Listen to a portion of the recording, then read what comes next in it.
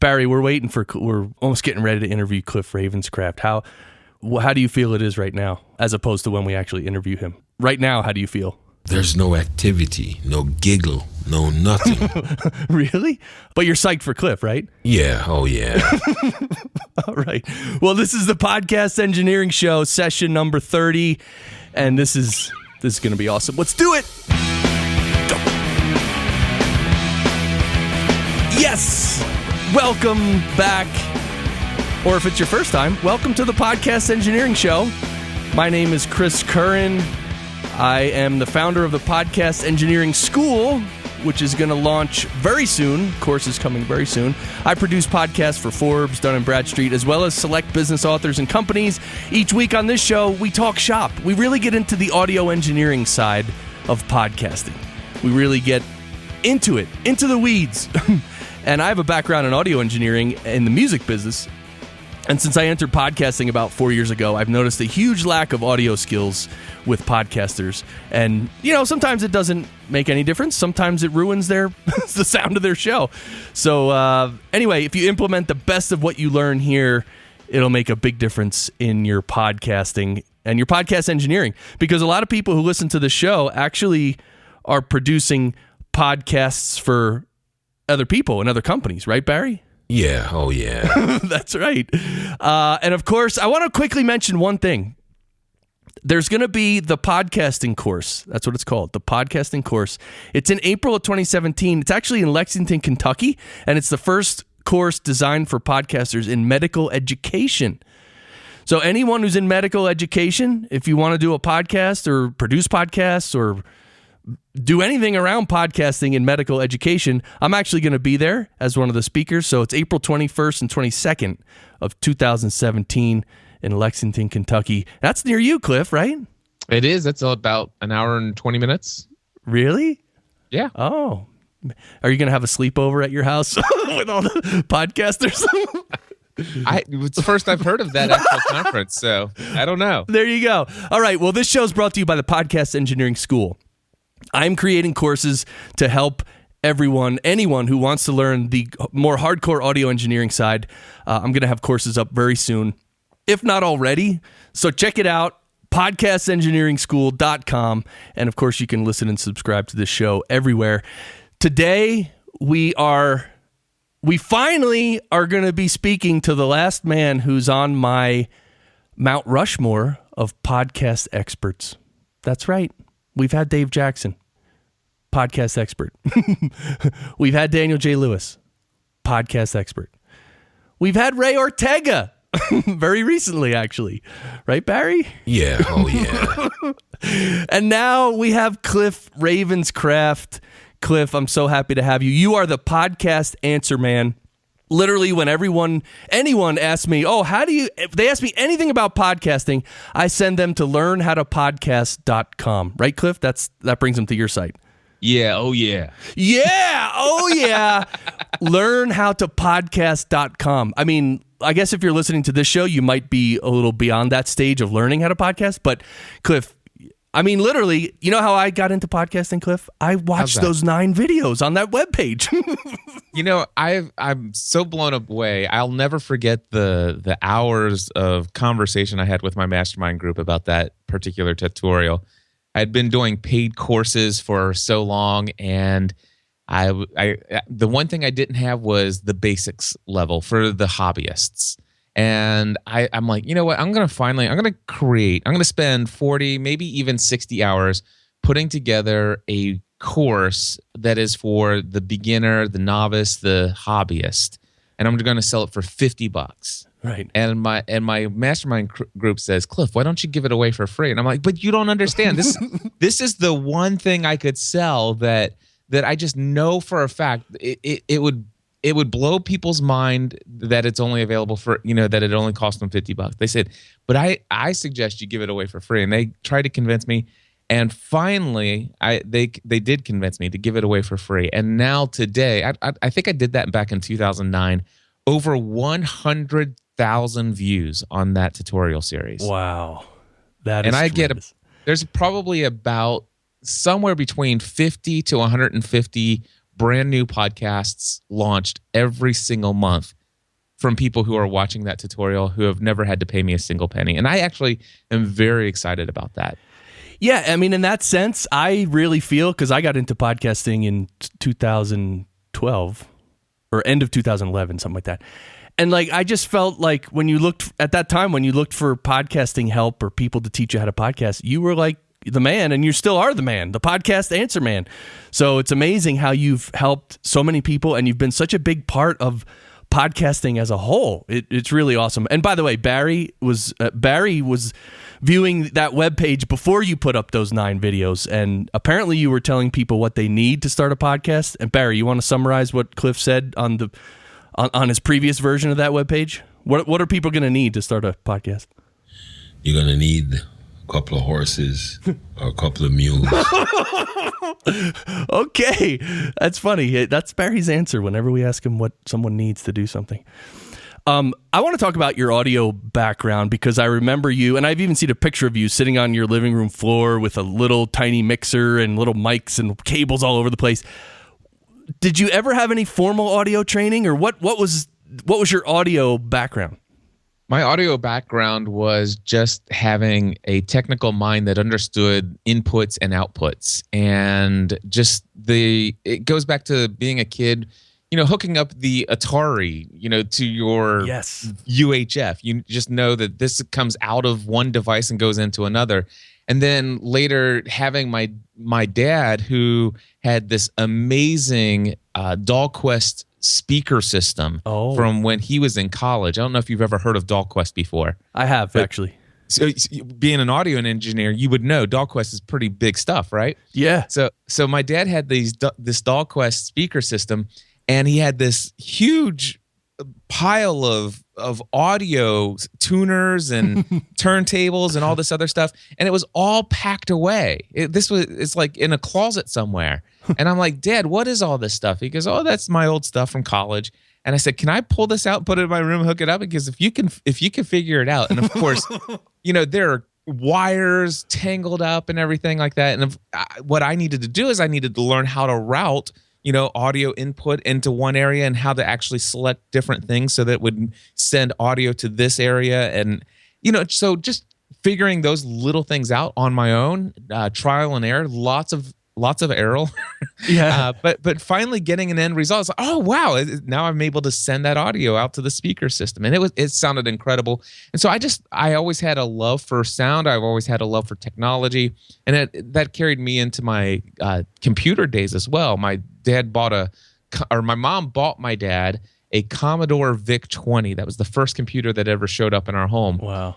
And I never forget the fact that my mom and dad, had this computer, but they never used it. So I'm like, hey, do you mind if I hook this up to my TV?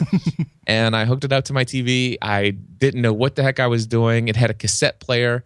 And I literally taught myself how to program in BASIC using the manual. So for me, it's all about reverse engineering. So I've never actually been taught how to do something by somebody who knows how to do it. Instead, people who knew how to do something created something, and then what I learned was how to take it apart and put it back together again.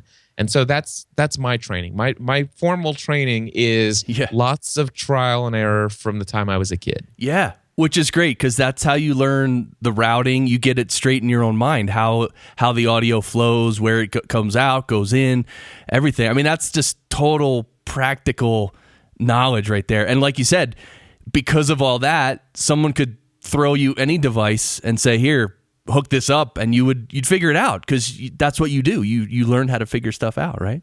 That's exactly it. Now, I will say this, that even today, there are some soundboard systems like in schools and theaters and these local organizations that they call the local church. They have these big, huge mixing boards with 15 different ways of routing audio inside the board. Some of that makes my head spin. I know in my mind I could figure that out if I had to, but I've never desired to want to even try. So there are some that right now, if you were to ask me, hey, can you we need to get this audio set up in 15 minutes and the sound guy's gone, can you help us set this up? And I'm like, nope. Right. But you give me 2 or 3 hours, I've got it under control here. So, but Right. I've never been put in that situation. So as long as we're talking, what do you call that? How many sub mixes there are? If there's like 2 or 3 sub mixes, I can handle it. Anything more than that, I'm just going to ask you to go call a professional. Go call Chris. Yeah. Oh my. Yeah. So all right. So look, I think a lot of people listening have listened to your show, which is the podcast Answer Man, which is now called the Cliff Ravenscraft Show. Correct? It is the Cliff Ravenscraft Show since January of this year, I think. Perfect. But of course, because you've been so helpful to the whole podcasting community, everyone still knows you as the podcast Answer Man. So a lot of people might know your setup, and we're going to go through your whole signal chain and your setup. But I know you teach a podcasting A to Z course where you teach people how to set everything up and all the equipment and everything. But what would you say, if there's people out there who sort of know you already, who might just briefly know your setup, what don't we know about your audio and your setup, Cliff? I mean, I know you're very transparent, but what's maybe a little above and beyond or behind the scenes about your audio setup?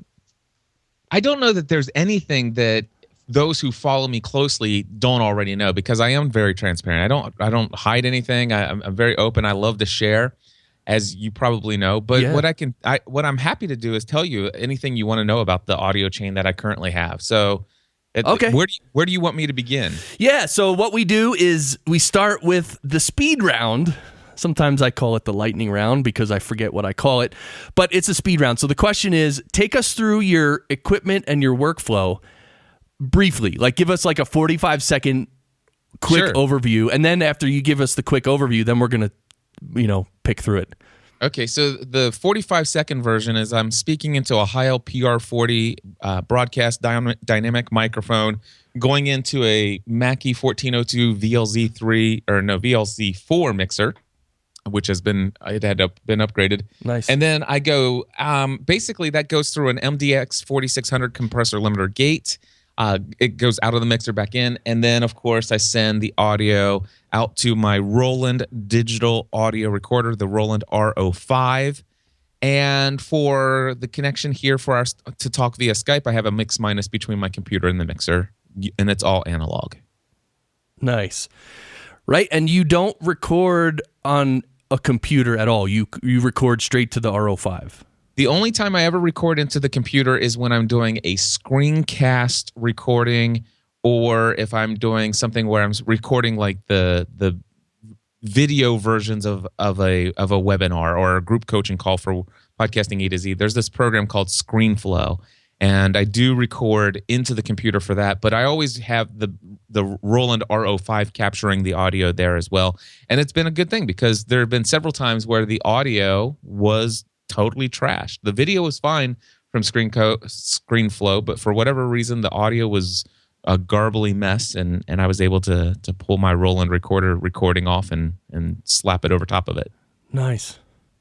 All right, so yeah, we're going to pick through that. And in fact, I'm especially want to know about the MDX 4600 because I know that's a gate, compressor, and a limiter, right? Yeah, it is. But in all fairness, I only use it for one thing, and that is simply it's a hardware gate for me. That it has limiting functionality. To be honest with you, I don't think it does its job nearly as well as it should.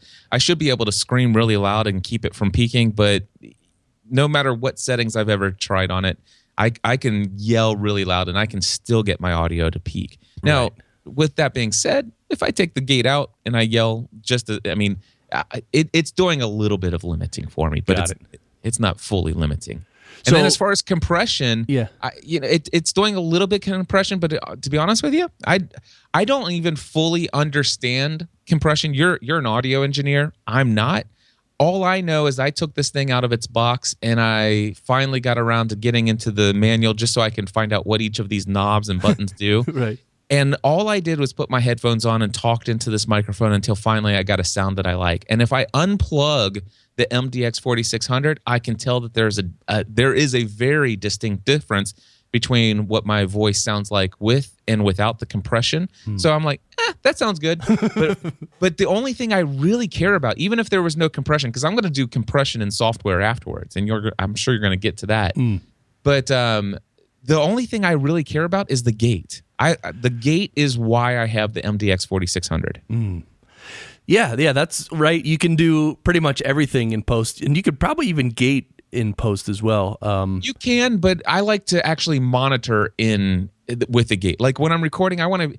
So let me give you an example. Let me explain why the gate came in. This is something that I don't even do anymore, but I used to do a lot of telephone interviews, and I used to do a lot of telephone consulting.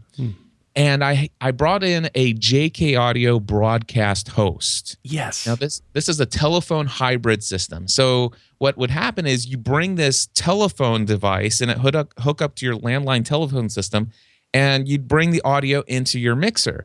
Now what happens is on an analog POTS line, this telephone line, there is automatically static in the actual phone connection itself. Right. So this is on any telephone call you have from a landline, you're going to have static there. And then to get the audio volume that you need to get the caller, their volume up to the level of your volume in the recording, you have to actually amplify the audio coming in from the telephone. Right. And what you're doing is you're amplifying the static that is the ambient noise that's on the line. And it was literally this. It was shh. Yeah. Through the whole thing. And so what happens is with a gate, the way that I explain it is what a gate does is it allows you to completely cut off any audio from coming in from an audio source that is below a level for which you set. So let's just say let's just rate volume level on a scale of 1 to 10, 10 being the highest, obviously. So on a scale of 1 to 10, the static, the shh, is on let's just say that's a volume level 5. But the person who's talking on the telephone, their voice is almost always louder than the static, unless they have a really cruddy telephone connection. So their volume, but the volume of the person on the telephone, let's just say, is an 8. And so what I was able to do is I was able to put this gate inside of the chain. And I was able to say, listen, do not let any audio come in from this device, this telephone line, unless it's a minimum of a 6.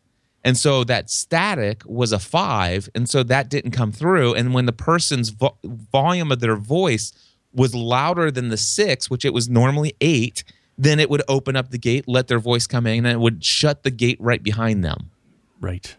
And so what that allowed me to do is now I'm actually able to have a conversation with that person on the telephone. And when I'm going on a long diatribe or monologue like I am right now, Chris, where you've asked me a question, I'm going on and on and on, I'm able to actually talk to you and communicate to you without hearing the static in my own ears. Could I have actually taken out the static in post-production? Sure. But it's kind of nice to be able to record and not listen to the static also. Yeah, and then one thing happens when you do that is that when your guest on the phone starts talking, when their voice comes in, also that noise comes in as well. Well, it does, but and on a telephone line, it was terrible on a telephone line. But the thing is that the voice is almost always louder than the static, and of course you can handle it. I mean, people know, hey, this person's on a telephone. It's not going to be the greatest audio quality ever, right? But today, you can get a much better sound. I mean, we've got smartphones now with better microphones in them, and I think that during telephone calls today, I would just do Skype out to the telephone, right, and keep it as clean as possible. And so there are better ways to do it. Now, I still use the gate.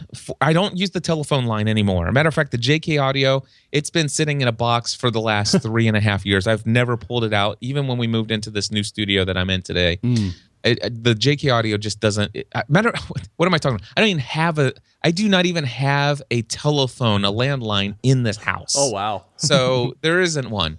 Now, the thing is, though, is I still run Skype through it. So you might actually be, now I know you wouldn't do this, but Chris, I'm sure you've at some point had a Skype conversation with somebody who happens to be using the built-in microphone on their computer to talk to you. Of course. And what are they doing while they're talking to you? They're typing on the keyboard, right? Yeah. Or there's a fan going blowing right into it. Or tapping their foot, yes. or they're clicking their pen. All of those things. Now, the cool thing is that I also have Skype audio going through my gate. Right. So when you're not talking, I hear complete and pure silence. Right. Even if you happen to be using your internal microphone and you're tapping while I'm talking to you. It for me, it's complete silence because I have the gate turned up to where only your voice is going to come through. Right. And also, and it's not a big deal today, but it has been a big deal in the past, and that is the fact that, I also have the gate going through for my microphone here, so that when I'm not talking, you hear no ambient noise in my room. And also, it cuts out some of, not all, but some of my breathing noise. So right. I could go, and you would hear that. Or I can do the same thing, and I can breathe in, and I just breathed in, and all I did right there, the only difference was I controlled my breathing so it wasn't as loud, but I just took in just as deep of a breath. Right. and you didn't get it the second time because I chose to not allow my breathing to be loud enough to open the gate. Right. I like that. So the RO5, when you record yourself and whatever guest you're interviewing, and even your wife, who I think you do a show called Family from the Heart with your wife, correct? I do every single week. Yeah, every week.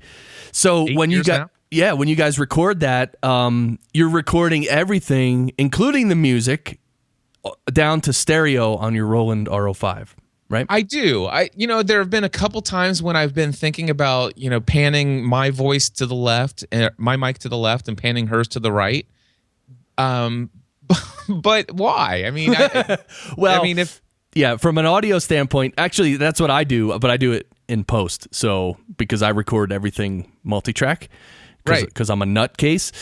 But yeah, so when I play it back, like on this episode that you're listening to right now, which of course we're recording right now, but when I mix it, I'm going to pan me 11% to the left and you 11% to the right. And what it just gives a little separation. It's almost like one of those subconscious kind of things. I've heard that being done. I probably wouldn't have known it if you didn't tell me, but the reason why I don't like that method personally is because there are a number of times when I will go to bed listening to a podcast or some kind of audio at night. And I actually did purchase a pair of headphones that you're supposed to be able to put on like a headband, and the speakers are flush and it's nice and cushiony and stuff like that. And you're supposed to be able to lay down. I have a pair of these headphones, but to be honest with you, they still kind of hurt your earlobe if you're laying on them. Got it. And I sleep on my side. So what happens is I actually have a pair of earbuds that I'm listening, and I will almost always go to sleep listening to something with one earbud in. Right. And so if you imagine, I lose 11% of the volume of one person in the show if I'm only listening to that. And some people take it, now 11% is not that big of a deal. Right. But there are some people that take that to a little bit more of an extreme. It's like 25% or 50%. It's kind of like one person's on the left side of the room and the other person's on the right side of the room. Yeah. And you're only getting half of it. So I personally like things where it's even though I'm stereo, I do want to record in stereo. And there's a reason why I produce all my stuff in stereo. And that is because occasionally I may play music that has stereo separation. Right. And the funny thing is, this podcast answer, or the Cliff Ravenscraft show, the last 35 episodes, I don't think it's included a single audio clip at all. And it's a solo podcast. It's a mono from the beginning to the end. And I still publish that thing as a 128 kilobits per second stereo file. Right. So, yeah, you bring up a good point about the one earbud. Yeah, and I would think 11% is definitely not enough to make a difference. It's not like you're going to have to ride the volume level because one person is, starkly lower than the other. But yeah, so I think that percentage is actually still good for the one earbud. That's why I do that. I don't pan anything further than that because, like you said, stereo separation's cool. In fact, I just started listening to this cool show by Jonathan Messenger. It's called The Alien Adventures of Finn Caspian. And it's like for kids, actually. But he actually does voices, some robots, and there's a little bit of music in the background. And it's like a story. And I was listening to it, And the little 2-minute trailer got me because there was one little robot. He was pretty cool. Nice. But anyway, he pans stuff a lot because obviously that's like a whole production where sometimes you need someone to come in from the left or something, right? Absolutely. I think it makes a ton of sense to do a lot of stereo separation kind of stuff when you're doing audio drama. Totally. So you also lately have been doing a lot, I know, with Snapchat and taking video and then turning your videos into the audio podcasts. Tell me how you're doing all that. I don't think I've ever done that. Okay. Although maybe I did one where I you know what? I do think I remember one where I did a Snapchat vlog. I got off a coaching call with someone. Actually, it was one of my students from Podcasting A to Z, and they had just asked me a question. It's like, Cliff, I'm really concerned about this because, I got somebody who told me that my content is boring. They said my show is boring, that I shouldn't doing it. I'm wasting my time, and blah blah blah blah blah. And it's like I'm afraid people are going to continue to criticize me. And so I created this vlog right after that, and on Snapchat, I did just this long monologue on, people will criticize you, but this is why you should continue anyway. And it was just this message that I was really passionate about. And so what I did is I downloaded that Snapchat story from Snapchat, and that was just one portion of a very long quote unquote vlog for the day. And what I did is I just queued up that audio clip and played it in an episode of the Cliff Ravenscraft show. Just say, hey, this is something that came up this week, and I don't think I could communicate it a second time as passionately as I did the first time. Right. And so I just clicked play on that. So I'm able to do that. You could just pull, it's pulling audio anywhere, taking any kind of form of video. You can just bring it in and pull out an audio clip of one little section that you want and queue it up as an audio clip. I queue up audio clips all the time. In fact, I have my little iPad mini with audio clips queued up all the time here using iJingle Pro. Have you heard of this app? No. So iJingle Pro is an iPad app, and it's, there's tons of audio cart systems out there. And iJingle Pro is the one that I love the most. In fact, I'll just give you an example here. Here's Michael Hyatt. This is why I listen to your podcast. It's not because I need more technical information on podcasting. Right now, I mean, the way I'm doing podcasting doesn't really require anything of me technically. I just listen to you because I like the way that you think about life, how you approach the problems you're trying to solve, and just your voice. So you could be talking about anything, and I'd be interested. It's just having audio clips. Oh, yeah. Exactly. Oh, so you just pull up these little clips, and you can bring them in anytime you want. They can be short little, one-liners, or they can be quotes, or they can be, 3.5-minute audio clips, whatever you want. Right. I still use the Soundbite app, which I think is the one you were recommending 2-3 years ago, actually. Yeah, Soundbite's good as well. And why did I change to the iJingle Pro? I can't remember. Maybe more bells and whistles, maybe a better fade option. That's one thing about Soundbite. Like if I want to fade, there's a fade button, but and you can actually adjust it. Yeah, go ahead. I know what it is. The Soundbite on the iPad, the Soundbite on the computer is fine. Other than the fact that, the UI, the interface looks like it was made in 1980. And that's in every aspect. And by the way, the folks over at Soundbite, I think it's Black Cat Systems. Yeah. I'm pretty sure they still win the award for the ugliest website on the internet every single year. Oh my! But that's not why. I mean, the look and design of the app wasn't a big deal. But on the iPad, what I found is there is a several millisecond delay between the time I would actually press my finger to the glass and when the clip would start playing.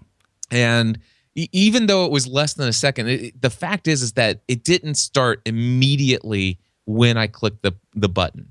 And so the iJingle Pro app, while it actually does have a very nice looking interface, it actually does load up clips instantly. And it actually has every single clip that's loaded in the cart system is preloaded in memory. So it's all in RAM. And so it's ready to go at any given second. Oh, wow. So let me ask Barry a question. Barry, you just heard what Cliff said about Soundbite. Do you think we should keep using Soundbite now? No way. You crazy? All right. So let's get into post-production. So you're recording everything down onto your Roland RO5. You got it in stereo, which I love because, for many reasons, same as your reasons. So then when you put it, where do you bring it to do your post? What software? I use Adobe Audition. I use the Creative Suite. I have the $50 a month, have access to everything Adobe makes. Which I'm not a huge fan of that model. It's not a big deal for me. I have a business that it's just a part of the overhead and the cost of doing business here. But for a lot of people who are starting out, I still think Adobe Audition is the single greatest piece of software for editing, and I just hate to see all these people out there having to pay $20 a month for just one app to do their audio podcast. I think that's ridiculous. And so beyond that, I know a lot of people. I personally despise GarageBand. I just don't like the interface on how they do their editing. So if I had to, I'd go back to Audacity, but I would never in my lifetime would ever go back to Audacity after using Adobe Audition. So yeah, Adobe Audition's the one for me. Nice. So you bring in the stereo file, and what do you? Let's talk about before you actually finalize it and stuff. How do you process the audio? Do you EQ, compress, master? So the first thing to know is that the Roland recorder, I'm always recording into a WAV format. I do not, even though the recorder would allow me to record into MP3, the actual compression of the MP3, the actual compressor that they have there, or the encoder, is not the Fraunhofer encoder. And so I would imagine they're probably using some variation of the Lame encoder, and it's terrible. So I don't like that. So I record into WAV format. I just drag the WAV over to the desktop, and then I open it up into the single track editor inside of Adobe Audition. And the very first thing that I do before I do anything else is I run what's called my secret sauce, which is quite simply, it's under the dynamics processing under the multiband compressor. And I start off with the broadcast preset, and then I go in and I change, I think, band 1 to input boost to level 2 or 3. And I also go in and set the minimum or the maximum of negative 1.5 decibels, so that when it does any kind of amplification during that process, it doesn't allow it to go above negative 1.5 dB. Got it. So yeah, and then I basically save that as my own preset called the Cliff Secret Sauce, and I run that multi-band compressor over the entire thing. And then for Family from the Heart, by the way, the only thing I do is I will go into the very opening of the show, like right before I say my first words or I click the play on the audio clip. I will take any like half a second delay of silence, and I'll completely remove that. And then the end of the show, I always stop it right when I mean to stop it. So when it comes to Family from the Heart, I open it up.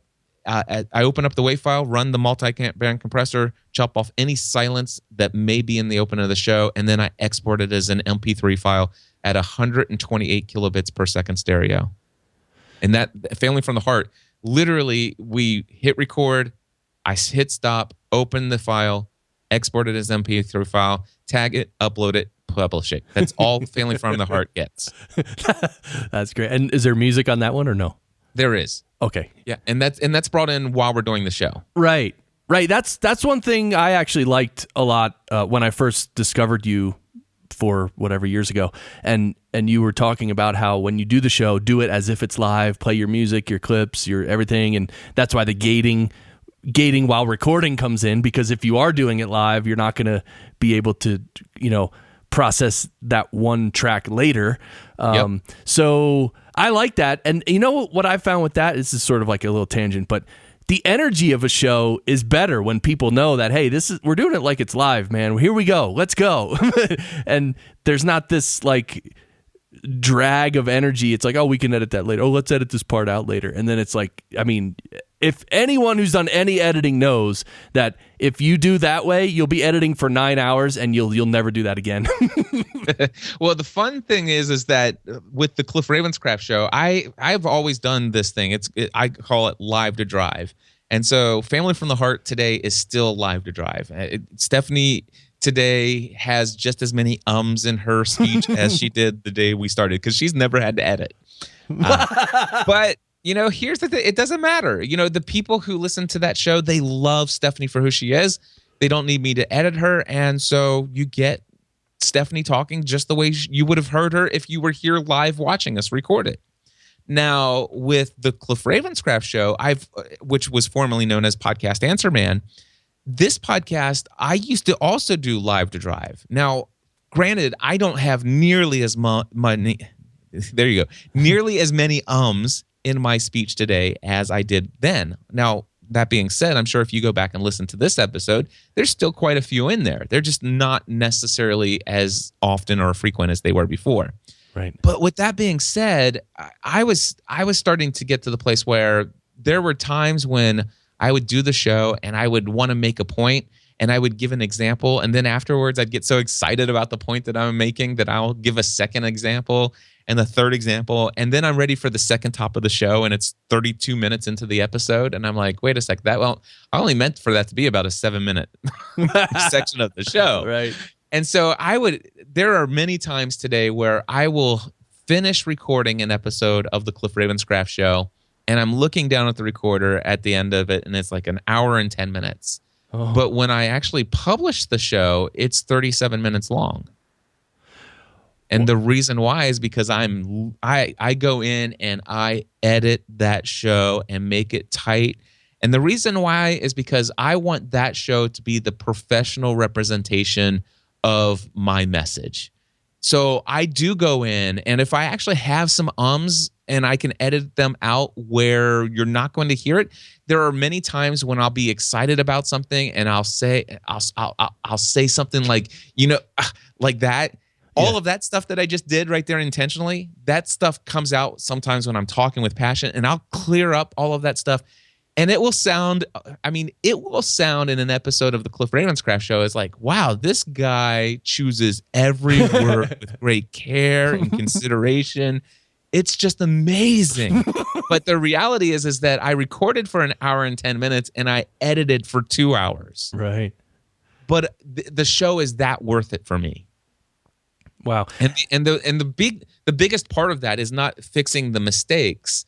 The biggest part of it is making a decision of what to cut out of the show. And I intentionally, I just like people when they create movies, it's like, oh man, we spent days filming that scene, and then it never makes it into the actual final movie. Right. And the reality is that the movie is actually better because the scene wasn't there. Right.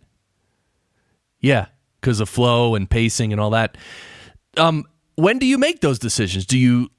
I know when you're recording it and you have some notes of what you're going to talk about, and then so when you go to the editing phase, you kind of know what you want to cut out, and the second part of that is, do you actually just listen through in real speed and sort of make decisions as you're editing? That's exactly what I do. I listen to it in real speed and make decisions as I'm editing. Okay. And sometimes I'm not quite sure that I'm going to edit something out, and so if I'm thinking, it's like, okay, so I just made. If I get to a point in there where it's like, okay, wow, everything I just said, that pretty much summed it up. I don't need to go any further, but I know because I just recorded this thing that I actually went on. So I'll actually hit the M button and put a little marker there. And then I'll listen and I may give it another minute or two or 90 seconds. And I'm like, okay, yeah, you know what? This can stay. And then and then when I get to the end of that, I press the M button again, and it's like I got another marker there. And then I might get later on into the episode. It's like, oh, this section's going a little bit longer than I thought. You know what? Let me go back to those first two markers. I'm going to go ahead, even though it fits. Overall, I want this show to be less than an hour, and so I'm going to just go ahead and cut that second part of where I kind of just re-emphasized, or where I gave some information that. It's interesting. It's not a repeat of anything, but is it absolutely necessary to get to the heart of what this episode was about.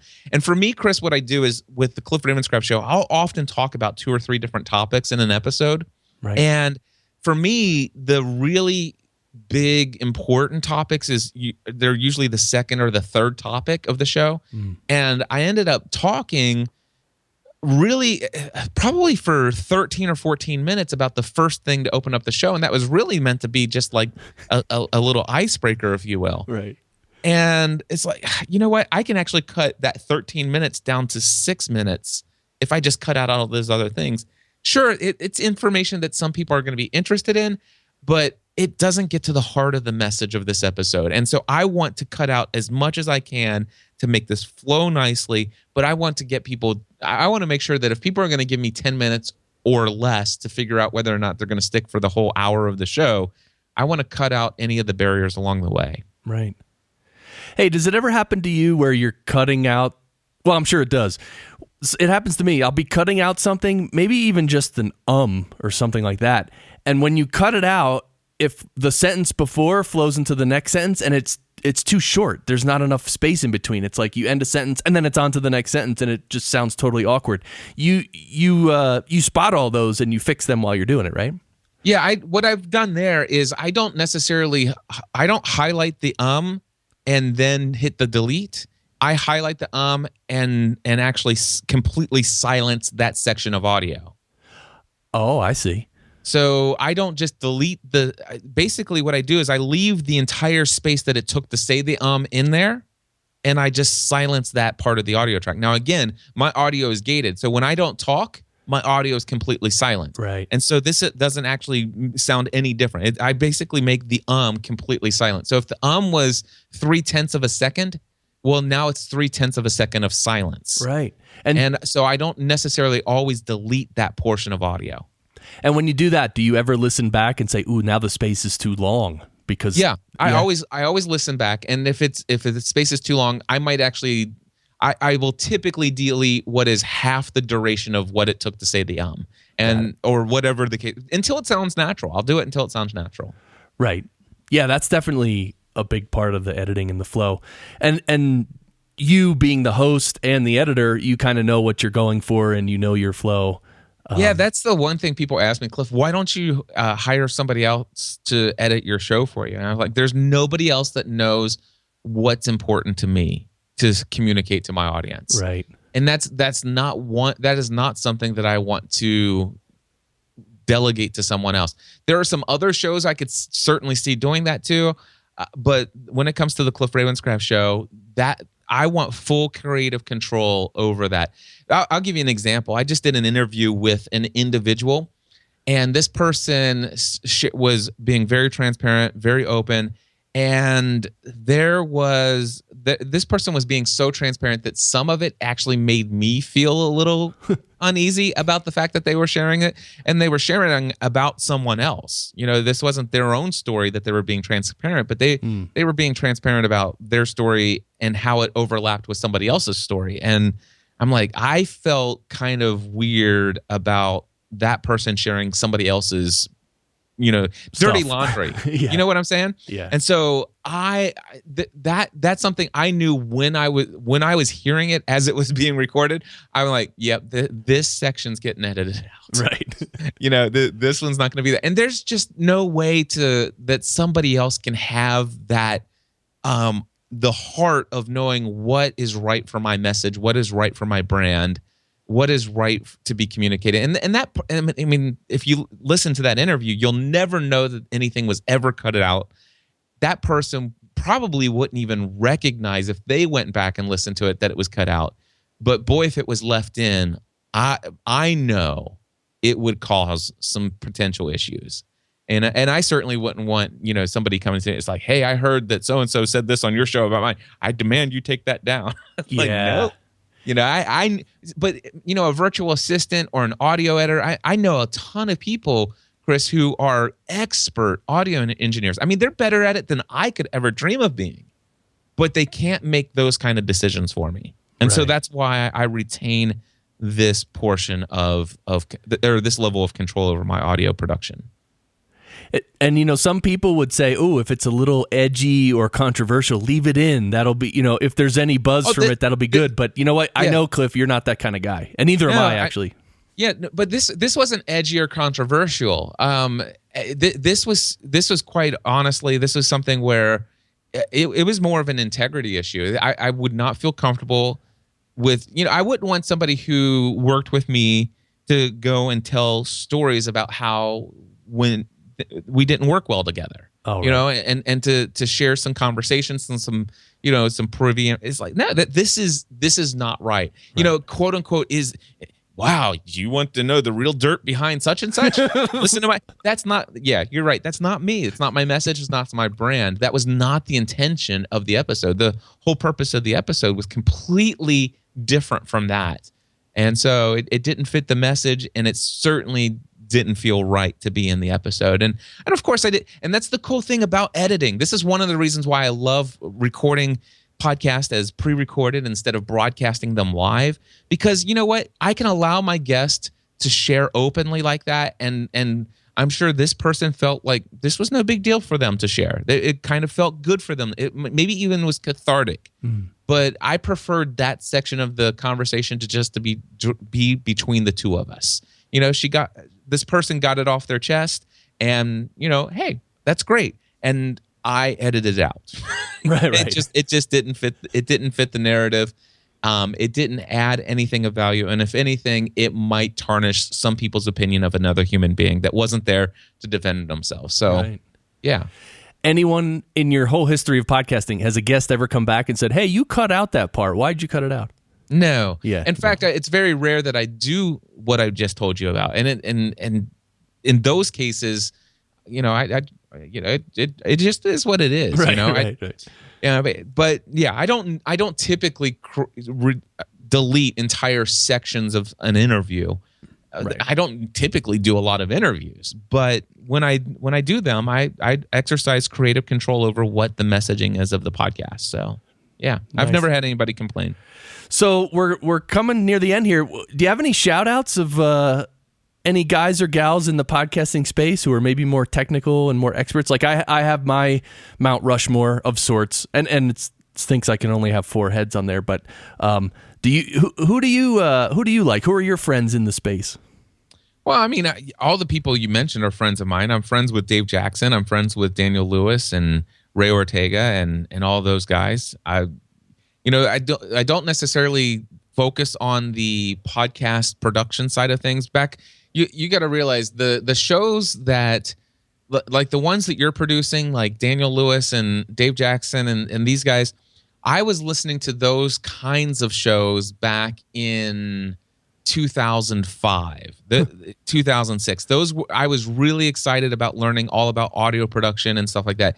There was a guy, I can't even remember his name now, but he did an entire podcast series on nothing but hardware reviews. So every single episode was, and I can't even remember the name of the show, but it was called The Audio Experiment or something like that. There was a guy named, I can't remember his name. This is years ago. 10 years. Yeah, 10 years ago. I was listening to these podcasts. These guys who knew nothing about audio, but yet were testing things out. Paul Colligan back in the days had a podcast. He has a podcast again today about podcasting, but back in the days he had a podcast about profitability and how do you profit from podcasting. Jason Van Orden was podcasting about podcasting back then. And who else back in the day that I got a lot from? The guy Gary Leland and Rob Walsh, Podcast 411. These guys were podcasting about podcasting before I ever started podcasting about podcasting. So those are the shows that I listen to. And here's what I can tell you, Chris, is when it comes to the tech side of podcasting, you know, I spent years trying to get an audio sound that I could be happy with. And once I discovered the audio sound that I could be happy with, I stopped tinkering. You know, it's like, right. I'm ready. I've got something that's working. Without fail, literally, I stepped into my office 35 seconds before this scheduled interview. Nice. And by the way, my music was my audio was routed out to my Sonos speaker system. I had my Sonos playing audio through my mixer out to my Sonos speaker system. I did not have Skype open or anything like that. The recorder was not turned on. My headphones, because I use a headphone amplifier, my headphones were muted. My mic was muted. I literally, this is how easy it is. My setup works 100% of the time. All I did, 35 seconds, I was like, okay, it's time to go. So I mute my Sonos system. I reached down to my headphone amplifier, unmuted my left and right channel of my headphones, put my headphones on. I unmuted my mic button on channel 1. I went over and stopped the music off of my iPad from playing because it's been on repeat all weekend. And then not only that, but I fired up Skype. I turned on the roll-in recorder. I hit the record button once. I waited for you and I to get connected. And as soon as you and I got connected, I hit the record button. And I've been recording our side of this conversation ever since. And here's what I can tell you. When I'm talking, I'm hitting between -12 and 6. When you're talking, you're hitting between -12 and 6. At the end of this interview, if you say, hey, Cliff, I am so terribly sorry, man. We just took up an hour of recording and I lost the recording. I'm like, not a problem. I'll send this over via Dropbox. I've got a wave recording of it right here for you. Right. And I've this month in September, I'm doing 35 podcast interviews. Already, I've had 3 people email me that said their recording was useless and they apologized. And I said, not a problem. I'll send you mine. It sounds perfect. Nice. I love that. That's so cool. By the way, you don't interview a lot of people.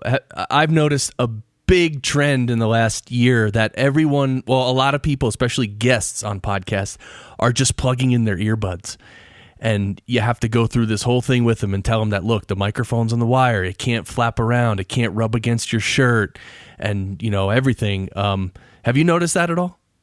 I don't do a lot of. I've noticed it by hearing some other people do interviews. First of all, I don't subscribe to any podcast interview format podcasts personally. Okay. I do have a couple that are in my podcast app. I don't know if you know this, but in Apple, you can have a podcast that you subscribe to and then intentionally unsubscribe, and it puts them back at the bottom of the list. Oh. So there are a handful of podcasts that are produced by personal friends of mine that do interview format podcasts, and I simply wait until somebody says, "Oh, did you hear so-and-so's interview with so-and-so?" And I'm like, "Oh, no, but I definitely want to hear that." And I go in and I go into their feed and I download that one episode at a time. But yeah, I've heard what you're talking about, and my own process of who I interview on my show, I typically will interview people who I already have a long-standing relationship with, or somebody I already know that if they're going to come on my show, we're going to just gel when it comes to our conversation. It's just going to roll. Got it. And not only that, but I typically will bring people onto my show who have learned how to podcast from me. So nice. Typically those people I expect to have a pretty decent setup. Right? You already know their setup. Well, we are out of time. Cliff Ravenscraft, thank you so much for coming on the Podcast Engineering Show. It's been my honor, Chris. Congratulations on your show, and I wish you continued success. Thanks. That's right. Cliff Ravenscraft. He's the podcast answer man. Just go to podcastanswerman.com, and you could links to everywhere is there. Cliff, you have cliffravenscraft.com as well, right? It'll just take you to podcastanswerman.com. There you go. So you can find everything there. Thank you so much, Cliff. Thank you for listening. I hope you learned a lot. I know you did. And until next week, and I'm just stalling because the music's kicking in. Here you go. And don't forget, sound great.